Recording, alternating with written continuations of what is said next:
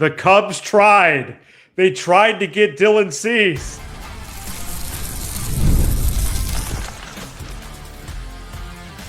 You are Locked On Cubs, your daily Chicago Cubs podcast. Part of the Locked On Podcast Network, your team every day. You are Locked On Cubs, part of the Locked On Podcast Network, now the #1 sports podcast network. We are your team every day. I'm Matt Cozy. I'm a lifelong fan, taking my passion into a discussion with you on all things Cubs. Today's episode is brought to you by FanDuel. Right now, new customers can bet just $5, and if your bet wins, you'll get $300 in bonus bets to use across the app. Download the FanDuel app today.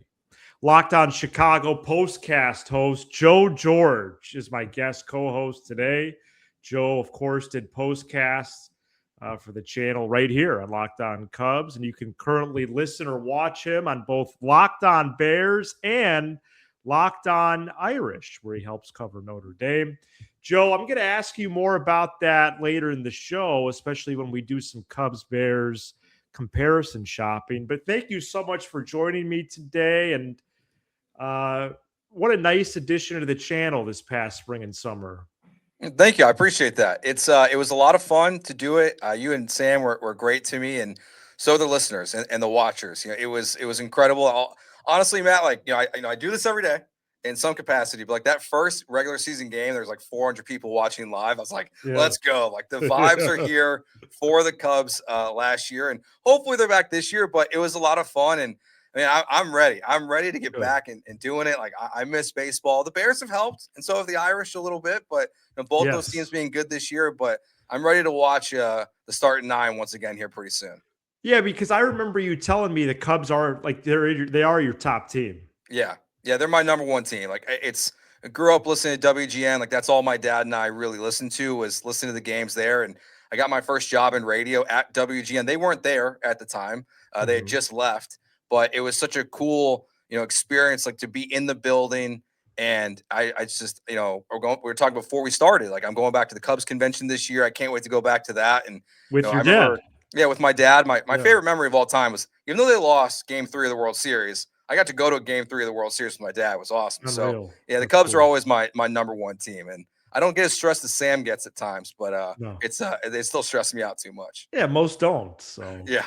I think we would get along really well. I'm hoping to see you at Cubs convention and to talk more. So we have a latest report here from Sahadev Sharma in The Athletic, Cubs reporter, him and Patrick Mooney teaming up there for many years. And I'm just going to read an excerpt, Joe, and then elaborate. So here, I'll give it to you straight. Quote, according to a league source, the Cubs were in on Dylan Cease, but bowed out as the bidding reached the $200 million mark. Cease eventually signed a 7-year, $210 million deal with the Toronto Blue Jays. A chunk of the deal was deferred, a practice the Cubs have avoided in recent years. But there appears to be a willingness to once again add a big money pitcher to the rotation. That's a departure from recent off seasons as team president Jed Hoyer looks to follow through on his promise to make pitching his top priority this winter, close quote. So, Joe, that's the show. The show's over. Yeah, I really enjoy that. And the Cubs, they tried to get Dylan Cease. They were in on him. They were going to spend a 9-figure amount until it got into a certain 9-figure amount, but I'm moving away from my sarcasm. Does this report do anything for you? I'll just leave it open-ended to start. My initial response when I saw the headline was no. It was like, no, like we've heard this Me before. too. It was like it doesn't do anything. We've heard this before, and then they don't spend. It's even last year. You could have kept Bellinger and had Kyle Tucker. Like there's no reason why you couldn't have done that. And it would have been complicated, but you could have done it. The $200 million part does make my ears, perk up a little bit, because that does feel a little bit different than the reports we've had in the past. That if they're willing to go to 199 million, if 200's their cap, then maybe they can be in this market, and we'll see how it plays out. I mean, a lot of these teams don't do the deferred money, and we've seen how, like Blake Snell in previous years, they wait and they wait and they wait, and they get these option contracts. And I think that's what the Cubs are ultimately going to be hoping for, is for someone to not get paid and then to swoop in at the last minute. But I do find it a little more encouraging, because it's just like the fact that they were in and there's a number they were afraid of that I wish they would still go for. It still feels a little bit different than past year's reports. Yeah, it does. And while I might not be as encouraged, I do think this is an indicator that we are going to get some move next week at the winter meetings. I still believe that's in. I think Michael King is in a tier sort of by himself, just because he didn't pitch that much last year because of injury, two separate injuries actually. But he has a potential ceiling to get to the so-called top tier of guys that are available. If there's a breaking news alert next week and King signs with the Cubs, that makes the Cubs a lot better. The reason why I'm not really that moved or motivated by this report is that type of dollar figure is not necessary to get King. And what's their appetite for Framber Valdez, Ranger Suarez, Amai? Yeah, sure, they want to spend big bucks on a pitcher, apparently, but there's really no other person to do that on. So if you really like Dylan Cease, then, again, we don't know the exact separation. But I think in principle, what you did is fair. Like, instead of 210, you went 199. Like, what's the difference? But if they liked him so much, why not try to seal that deal? That's why I'm not that moved by this. But in terms of their activity, as this week has moved along, I started to wonder, is this going to be a winter meetings like 23? You would like if it was like 22 or 24 was really active. And so maybe because of this report, I'm a little encouraged that way. Like, they are going to get better next week. Not that it has to be next week, but it would be fun. Yeah, I think the other part of the report, though, that stands out still is the deferred money part, right?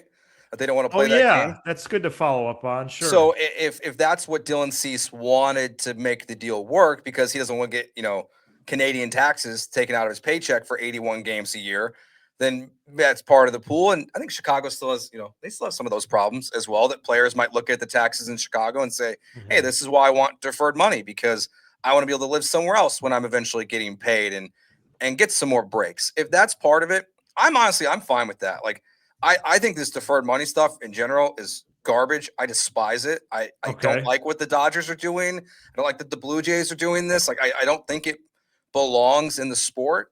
So if the Cubs don't want to play that game, I get it.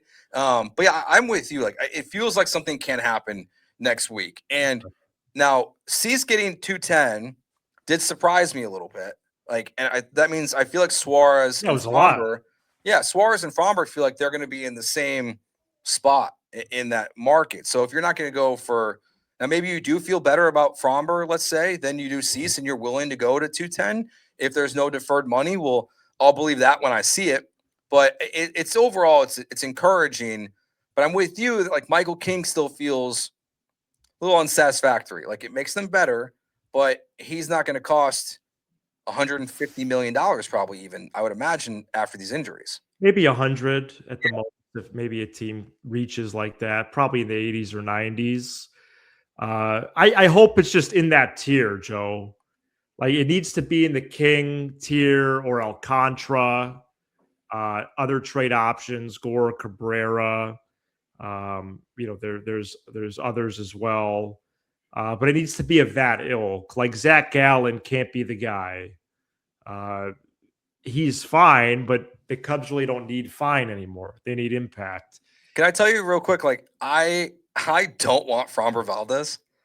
Is it because of his character concern? He's so for those that don't remember, like, I host a radio show at ESPN Houston. Yeah. And so I've watched Schwarber up close and personal, like, for his entire career at this point. I've been down here for 11 years. Right. He is an excellent pitcher when his mind is right.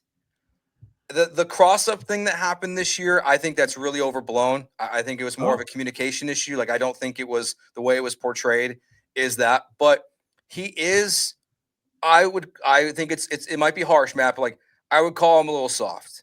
When things unravel, it really unravels. Like, there are plays in which he's got runners on base, bases loaded, and there's a little ground ball in front of him, and he makes a disaster throw.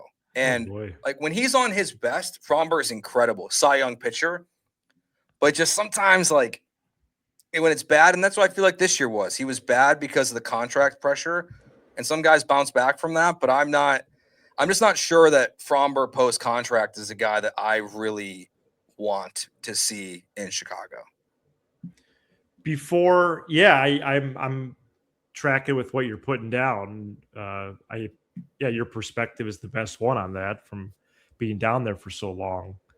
Before they make an addition of some sort, which they will, what do you think of this group of Steele, Boyd, Horton, Tyone, Imanaga, Ray, and Assad? I think it's the top two are really good. I'm a huge believer in Cade Horton. Obviously, he was incredible this last year. I think Steele, might be a little bumpy coming back from Tommy John at first, because everyone's a little different when they come back from it, or he could just be Steele right away. So kind of a wild card, I think there, but I'm a firm believer in him as your number two guy. And that's no disrespect to Justin Steele. It's just Horton, I think, is by far going to be the best pitcher on this team. I like Tyone and Ray and all those guys and Boyd as your back end starters that can eat innings and pitch well at times, maybe not be super consistent. The ultimate question to me becomes Imanaga. Like who is he first half of the season, or is he post injury Imanaga? Like who is he? Can they fix his mechanics if that's what they're claiming it was? Like, can they fix that, his routine? Then I think you have a NLCS caliber rotation without adding, if Imanaga's that guy and Steele can bounce back. So I think on paper, I really like it, but I still would like to see them add in a big way to it. Absolutely. Yeah, it's definitely necessary. I am a little surprised by the metric view of that group. Fangraphs has them 19th best rotation. I hope the computers are wrong. I don't know how else to say that. And I think adding someone will definitely ease some of that concern and improve the projection. One player in that rotation, Matthew Boyd, broke his own World Baseball Classic news on Wednesday, and we get to that next. Today's episode is brought to you by Game Time. The World Cup is coming back to North America for the first time since 1994. And with 48 teams for the first time ever, it's going to be massive. Let's be honest, getting tickets is usually the hardest part, though. That's why Game Time is clutch. Game Time app finally gives fans a real advantage when it comes to snagging seats. With Game Time, you can track price drops in real time, get alerts when great seats open, and buy tickets the moment they hit the app. It puts the power back in your hands and makes going to the World Cup realistic instead of impossible. You pull up the app, and the layout makes it so simple to scroll through matchups and compare seat views. Take the guesswork out of buying World Cup tickets in every match, concert, or event with Game Time. Download the Game Time app, create an account, and use code LOCKEDONMLB for $20 off your first purchase. Terms do apply. Again, download the app, make an account, use code LOCKEDONMLB for $20 off. Swipe, tap, ticket, go for Game Time today. Thank you for making Locked On Cubs your first listen of the day, and thank you for making Locked On the number one sports podcast network, a network that Joe George is heavily involved with. We're going to ask him more about that later. He's been obviously an addition here, but notably this fall, in my opinion, a big addition to Locked On Bears. And we'll do more of that later on. Also, Kyle Schwarber possibly to the Reds this segment as well. We start with Matthew Boyd announcing on foul territory on Wednesday. He is pitching for Team USA in the World Baseball Classic. Pete Crow-Armstrong is going to be his teammate in red, white, and blue already. He committed there. Nico Horner, still a possibility. And I think Michael Bush is probably an outside possibility. And beyond that, I think I'd be surprised. Though Boyd wasn't on my radar for this, Joe. He racked up a lot of miles on his arm in 2025. The WBC is cool, but I do think I am becoming territorial with this news. Like, I'd rather him just stay at Sloan with the Cubs. Yeah, I think as we're looking at that rotation there at the end of the first segment, Imanaga might be pitching in the World Baseball Classic. Yeah, for well, sure. Of course. Yeah. So 2 of your 5 members and of your Tyone rotation with Canada. That's right. So 3 of your 5. I don't like it. Yeah. I want to say, like, congratulations. That's awesome. It's such a cool thing to, like, represent your country. I am lucky enough that the World Baseball Classic will be playing in Houston, Texas. No and Team way. USA, What? yes, and Team USA will be here. They've already said. So I'm hoping if Boyd's playing, I get a Boyd start with PCA in center field. Oh, that's cool. But I don't like it. I don't like that 3 of your 5 members of your rotation could be pitching in the World Baseball Classic. It's just, especially with Boyd, and I know he said on foul territory that fatigue is not what got to him in that Brewer start in the playoffs. I'm going to call baloney on it because I thought he slowed down a lot last year. So I think adding innings to this makes me a little stressed out as a Cubs fan. I think you might have to do some 6-man rotation. And I'll throw a curveball at you, Matt. Okay. We sure Kate Horton's not going to make a roster. Like yeah, it's like if there's a bunch of injuries or dropouts, like, are we sure they're not going to want to highlight him in the bullpen or in some capacity? I doubt it, but crazier things have happened in, things like the Olympics and World Baseball Classics and stuff. So I can't. I'm really excited for the guys. It's a really cool opportunity, but as a selfish fan, I don't like it. Yeah, and I don't think fatigue was at the top of the list for Boyd in the playoffs, but it was on the list. Yeah, he didn't perform well, but it's got to be a part of the conversation.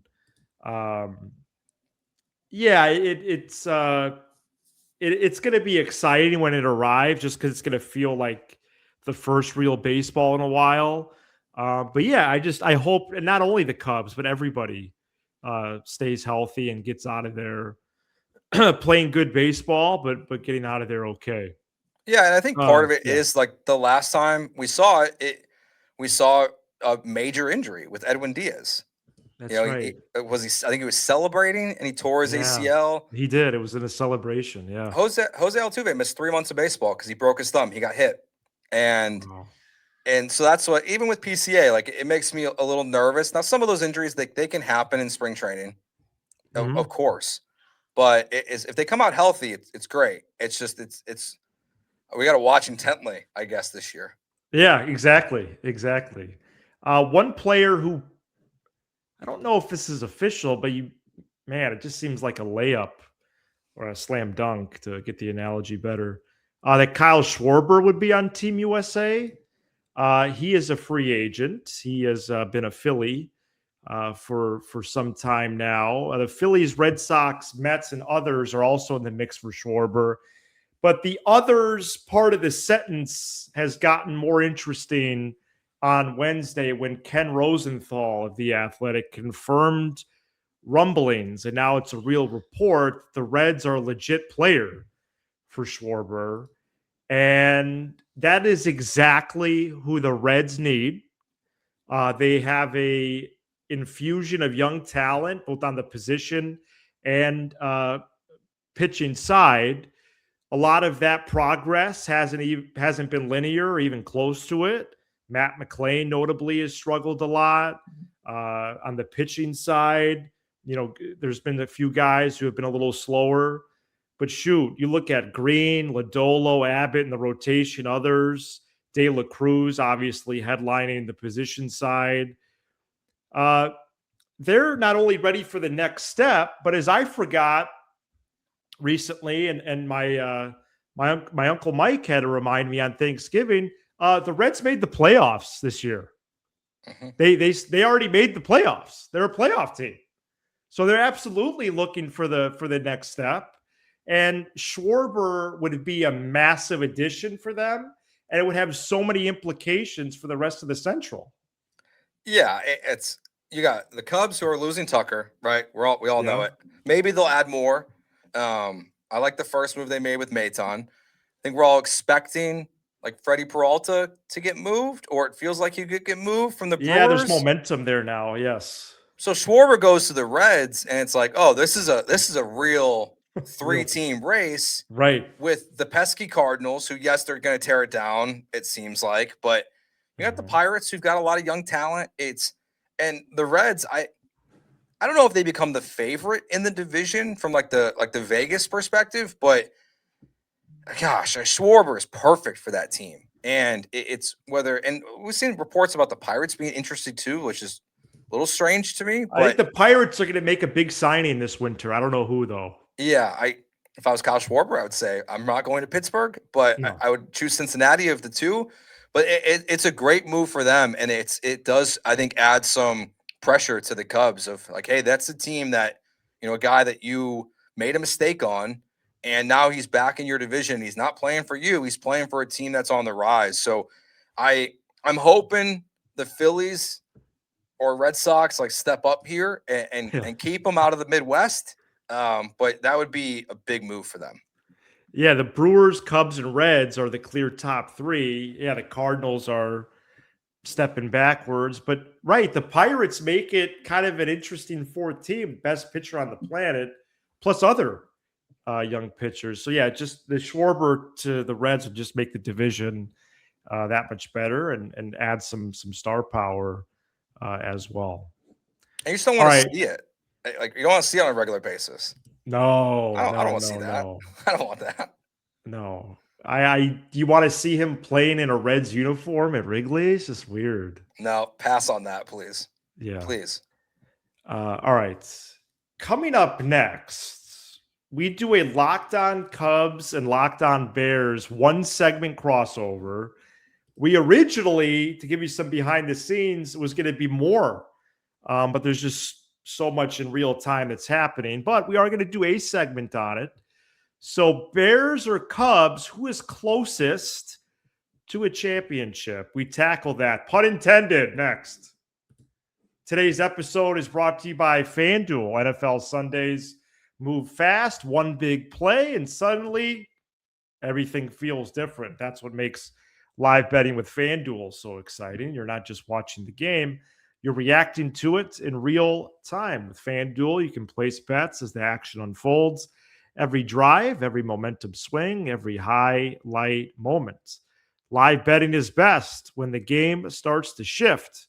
A receiver gets hot, a defense tightens up, or the momentum flips after a turnover. The Bears have gotten a lot of takeaways as a defensive group. They are a +6.5 underdog at the Green Bay Packers this Sunday.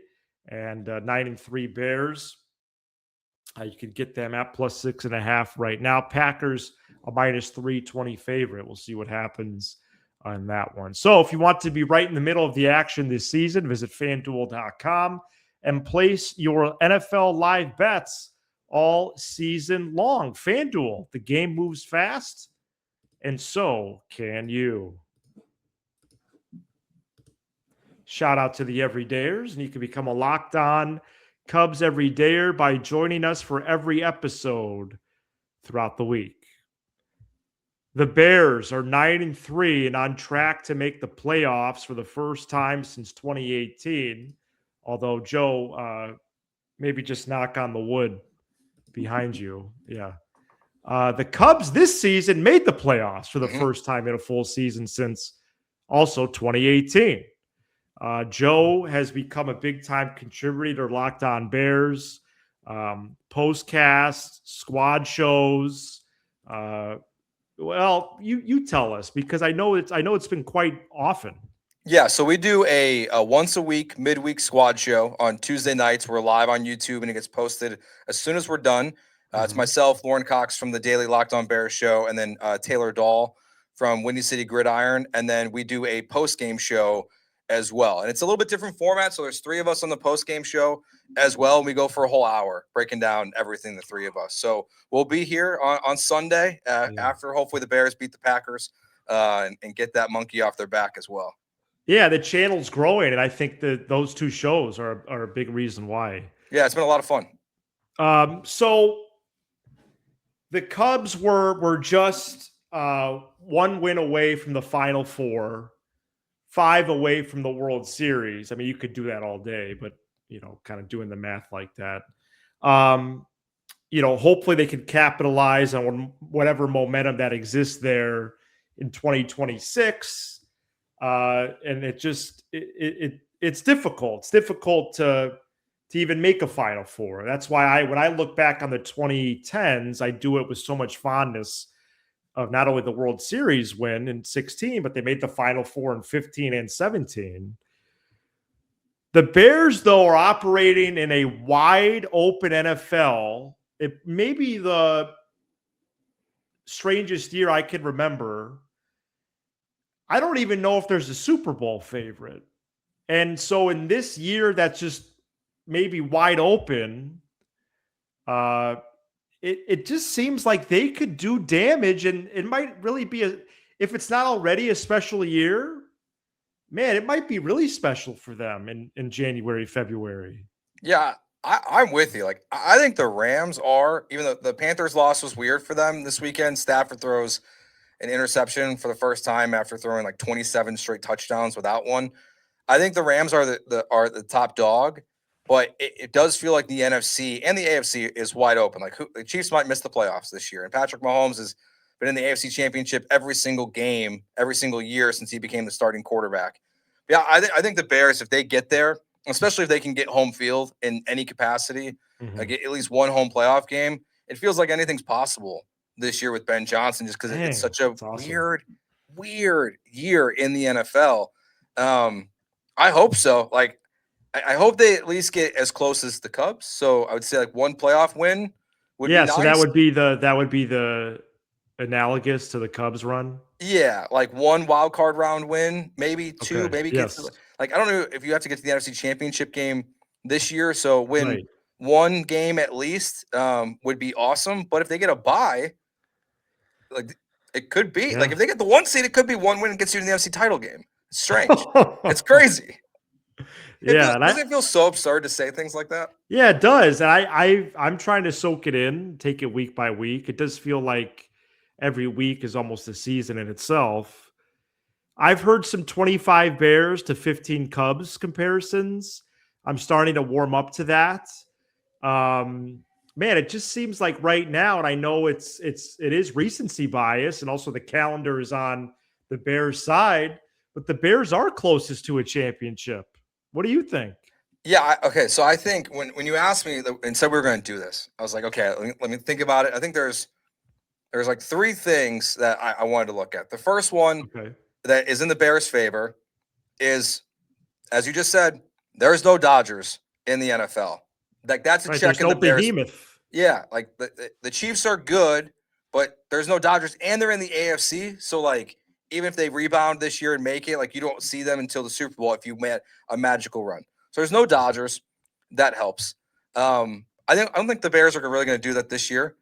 I do think I think ownership wise, while we started talking about chasing down Cease and things like that, I think the Bears are going to go out and acquire someone of like Trey Hendrickson's skill set this offseason.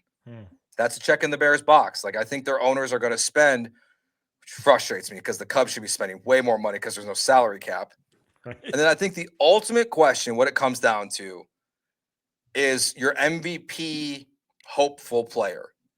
Like Kyle Tucker's gone. If Pete Crow-Armstrong can be the first half of the year PCA, then that can give the Cubs the advantage over the Bears.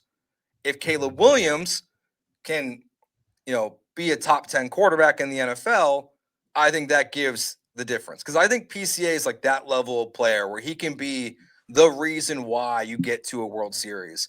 And then Caleb Williams can obviously be the reason why you get to a Super Bowl. So it feels like the last one it's just which superstar emerges as a superstar first, and that team probably wins the title first. I would love if Pete got to those heights, but if you're telling me that Caleb Williams became a top 10 quarterback, then it's not even close. Then the Bears have that side of the argument. Yeah, I'm taking Caleb there, and it's not. I mean, respectfully to Pete, it's just not even in the same ballpark. Yeah, because if bottom of the ninth inning, Pete Crow-Armstrong might be left on deck, to hit the game-winning home run. Where Caleb, as we've seen this year, he's at his best down in the fourth quarter, basically. Yeah, which is, right. It's like he's going to have the ball in his hands guaranteed, versus PCA might be left in the dugout. I'm just so glad that Caleb has progressed to the point where we're even floating that out, because it was looking hairy there, and it still is in some ways, for sure. But he just there's also too many encouraging signs to be ignored. Yeah, I think it's the good with the bad, right? And that's why PCA are such a comparable player right now. Like Caleb's inaccurate, and PCA swings and misses at things that are going to hit him in the kneecaps. Like it's just like there's some really, and then there's the explosive moments that are just so incredible from both these guys and it feels like one of them has to figure it out first. And as I was thinking about this, Matt, it also feels like we're in this opportunity now as Chicago sports fans to be in like maybe the most superstar, condensed era of this sport with those two guys. And then like you factor in like Connor Bedard. Yeah. Like it's those three. Those like you could have three really special players at one time. So amazing. I think the Bears are closer, but I think the Cubs can change that next week. Like they could go get Ranger Suarez, and even though I said I'm kind of anti-Fromber, like they get Fromber, I'm probably gonna put my homer hat on and feel a little different. So please catch Joe the rest of the way on Locked On Bears. And he does radio every day. It's his job, literally, on ESPN Houston, 3 to 6 Central. What's the FM frequency on that? It's 97. Where can we listen online? 97.5. And then we have an ESPN Houston, our own app as well. So if you type in ESPN Houston, it pops up. So if you want to hear me yell and defend Notre Dame, if you're an Irish fan against all the UT fans down here, I'll be there for you. Hey, Joe, it was a pleasure. Thank you so much. Yeah, thanks, Matt. It was great. Nice to catch up. All right, catch Sam back here solo on Friday. He's Joe George. I'm Matt Cozy. This is Locked On Cubs. Go Cubs.